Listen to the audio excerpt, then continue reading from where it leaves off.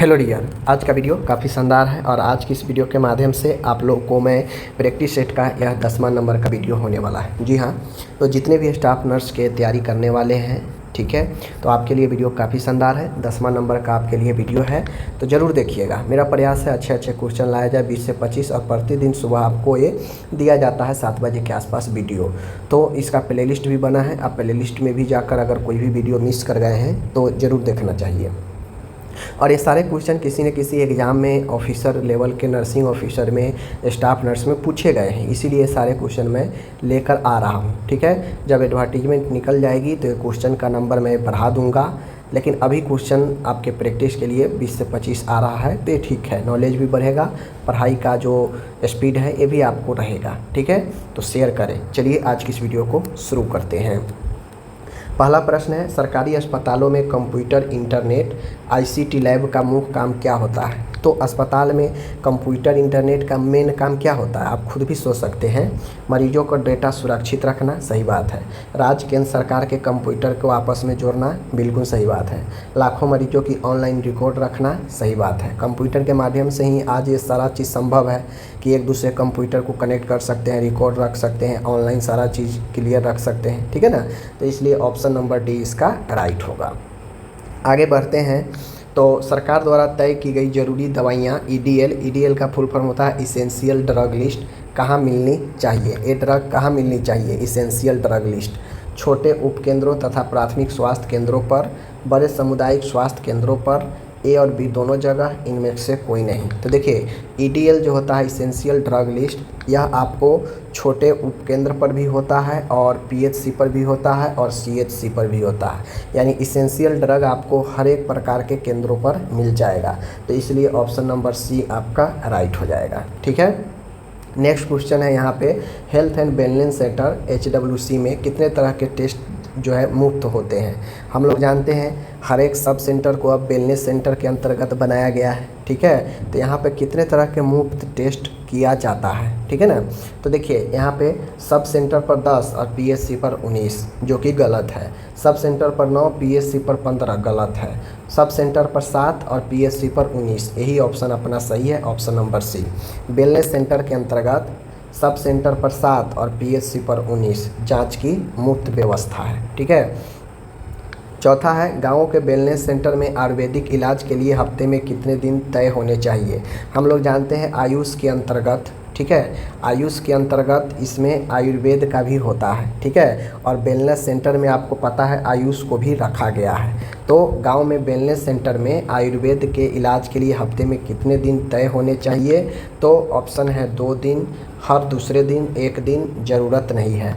तो wellness centre के अंदर सप्ताह में 1 दिन जो है आयुर्वेद के लिए है। ठीक है, ऑप्शन नंबर सी।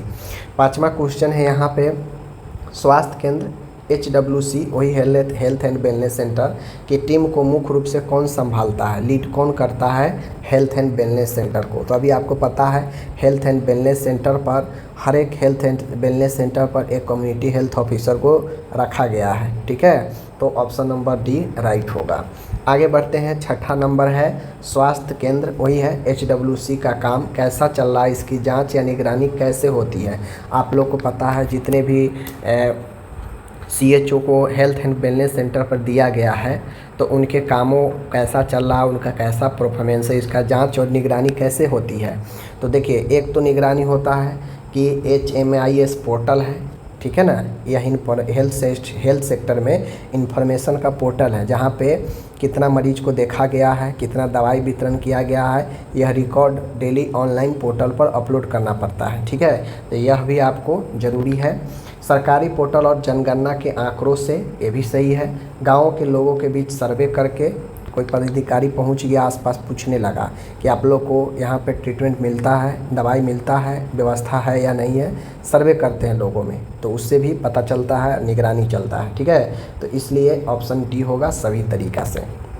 7वां क्वेश्चन है यहाँ पे, अस्पताल के अचानक आने वाले छोटे मोटे खर्चों के लिए मिलने वाला बिना शर्त फंड यानी अनटाइड फंड कितना होता है। एक होता है फंड जो प्रॉपर जिसका लेखा जोखा देना पड़ता है प्रबंधन को, एक होता है जो आपको छोटे मोटे कामों के लिए खर्च के लिए दे दिया जाता है, उस पर बिना कोई शर्त होता है कि हाँ आप 10,000 खर्च किए हैं, बताइए कहाँ किए हैं, इस पर कोई शर्त नहीं होता है। तो कितना मिलता है मैं बता ही दिया, 10,000। तो छोटे मोटे खर्च के लिए बिना शर्त के 10,000 का फंड आपको मिलता है, ठीक है, याद रखिएगा। कहाँ मिलता है, तो अस्पताल में। आगे बढ़ते हैं, 8वां क्वेश्चन है, स्वास्थ्य कर्मचारियों को अच्छा काम करने पर मिलने वाला बोनस, परफॉर्मेंस इनिशिएटिव बोनस, जो आप लोग को पता है एएनएम में मिलता है, सीएचओ को मिलता है, बहुत सारे परफॉर्मेंस बेस इंसेंटिव मिलता है। तो वह सैलरी का कितना प्रतिशत हो सकता है, तो 40%, 30%, 50%, 20%। तो सैलरी के 20% होता है, ठीक है, याद रखिएगा। आगे है 9वां क्वेश्चन है, नवजात शिशु को फेफड़े का गंभीर इन्फेक्शन होने पर कौन सा लक्षण नहीं माना जाता है। यानी नवजात में फेफड़ा में गंभीर इन्फेक्शन हो गया है तो कौन सा लक्षण नहीं माना जाता है, ठीक है। बहुत तेज़ सांस चलना ये संभव है, क्योंकि इन्फेक्शन होगा फेफड़ा में, सांस में दिक्कत होगा तो बच्चा तेज़ी से सांस लेगा, तो ये बातें लक्षण हो सकता है। उथली सांस लेते समय बच्चों की छाती या पसली का अंदर धंसना, ये भी सही है। सांस लेते समय गले से अजीब आवाज़ आना, ये भी बात सही है।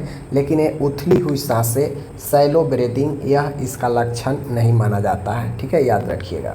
10वां है, कहता है स्वास्थ्य विभाग के ऑनलाइन डेटा सिस्टम HMIS का पूरा नाम क्या है। अच्छा क्वेश्चन है, HMIS का पूरा नाम क्या है, ठीक है। तो इसका ऑप्शन है health management information system, house management information system, human कुपोषण जिसमें भूखमरी भी शामिल है, इनमें से कोई नहीं। देखिए HMIS जो सरकार का पोर्टल है, सारे दिन का डाटा इस पर अपलोड होता है, ठीक है। तो इसे हम लोग कहते हैं हेल्थ मैनेजमेंट इंफॉर्मेशन सिस्टम, ठीक है। हेल्थ से संबंधित सारे डाटा आपको यहाँ पे मिल जाएगा।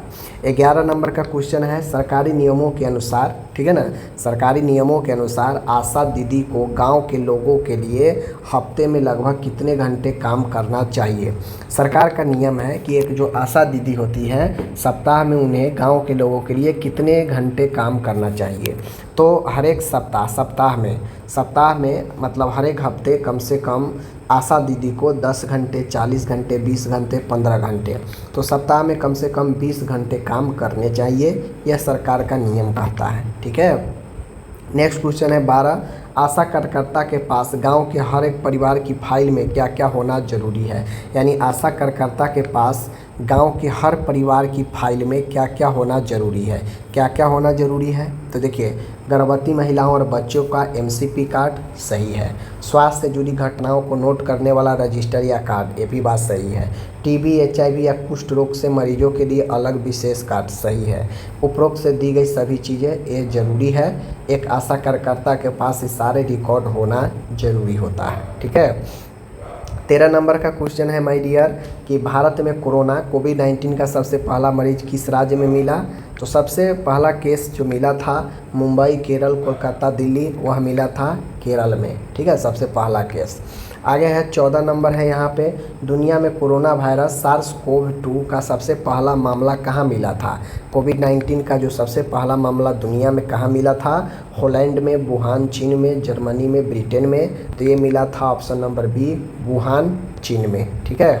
आगे बढ़ता हूँ, 15 नंबर का क्वेश्चन है, कोरोना वायरस के बदले हुए रूपों वेरिएंट्स में कौन कौन शामिल है। ऑप्शन यहाँ पे दिए गए हैं, यानी अलग अलग प्रकार के कोरोना वायरस के वेरिएंट्स था, तो कौन कौन से हैं, ठीक है। अल्फ़ा, बीटा, गामा, ठीक है ना, ये याद रखिएगा, alpha, beta, gamma, variant 1, variant 2, variant 3, ठीक है ना।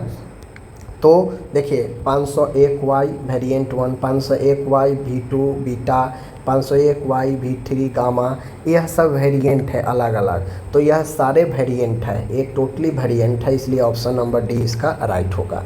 60 नंबर क्वेश्चन है, अस्पताल में मरीज को दवा हाथ में गिनकर या समझा कर देने के लिए मुख्य रूप से कौन जिम्मेदार होता है। यानी हॉस्पिटल में दवा जो देते हैं वह दवा कौन मुख्य रूप से जिम्मेदार होता है देने के लिए या समझाने के लिए कि हाँ इतना है, इतना खाइएगा, इस समय में लीजिएगा, इतना डोज का है, ये कौन करता है?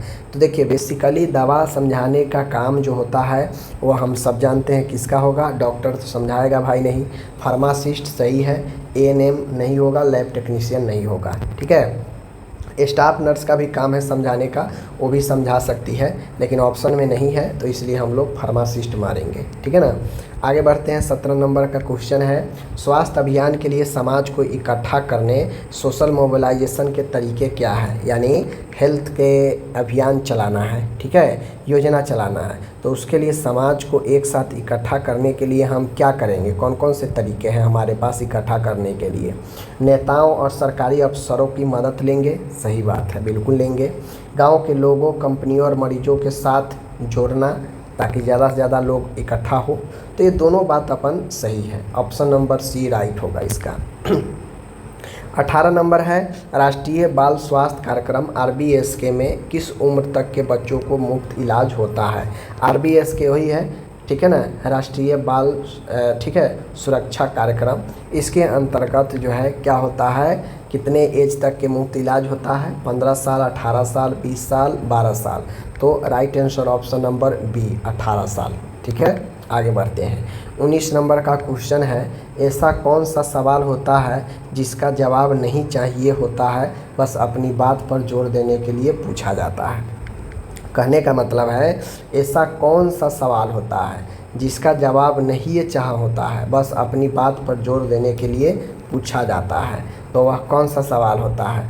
समान ज्ञान का सवाल, पेचीदा सवाल, अलंकारिक सवाल, दिमाग चकरा देने वाला सवाल। तो देखिए ये होता है आपका देख लीजिए यहाँ पे रेटोरिकल क्वेश्चन। रिटोरिकल क्वेश्चन में होता है ये है कि जवाब इसका नहीं चाहिए, बस अपनी बात पर जोर देने के लिए पूछा जाता है, ठीक है। आगे बढ़ते हैं। 20 नंबर का क्वेश्चन है, विश्व श्रवण दिवस यानी सुनने वाला दिवस, वर्ल्ड हियरिंग डे, कान और सुनने की देखभाल दिन कब मनाया जाता है?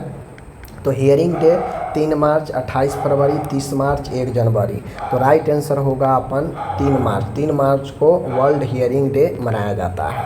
21 नंबर का क्वेश्चन है, इंसान के मानसिक स्वास्थ्य मेंटल हेल्थ पर किस चीज़ का असर पड़ता है? तो मेंटल हेल्थ पर बहुत चीज़ का असर पड़ता है, जैसे अच्छे या बुरे खान पान का असर बिल्कुल पड़ता है, कसरत या शारीरिक एक्टिविटी इसका भी असर पड़ता है, मौसम और आसपास के माहौल इसका भी असर पड़ता है। इसलिए ऊपर दिए गए सभी कारण उपयुक्त है, ऑप्शन डी राइट होगा। और आज का लास्ट क्वेश्चन है यहाँ पे, किसी बीमारी के प्रिवेलेंस रेट व्यापकता दर का सबसे सही मतलब क्या होता है? यानी किसी भी बीमारी के जो व्यापकता दर है कि कितना बढ़ा है, इसका सही मतलब क्या है? तो देखिए इसका सही मतलब किसी खास तारीख को बीमारी को पुराने और नए सभी मरीजों को मिलाकर कुल संख्या को वहाँ की आबादी से भाग देना।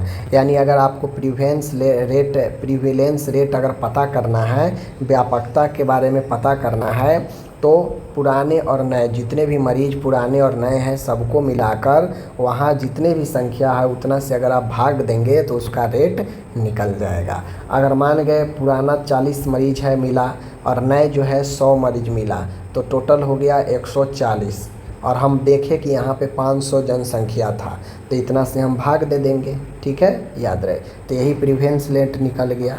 नए पुराने को जोड़ दीजिए और बट्टा में टोटल जनसंख्या से भाग दे दीजिए, निकल जाएगा, ठीक है। तो ये रहा आज का आपका 22 क्वेश्चन, जो कि यहाँ पे होता है समाप्त। उम्मीद है आपको अच्छे क्वेश्चन जरूर मिले होंगे, सीखने को मिले होंगे, और ऐसे ही क्वेश्चन के साथ जुड़ने के लिए चैनल से बने रहे। मिलते हैं नेक्स्ट वीडियो के साथ।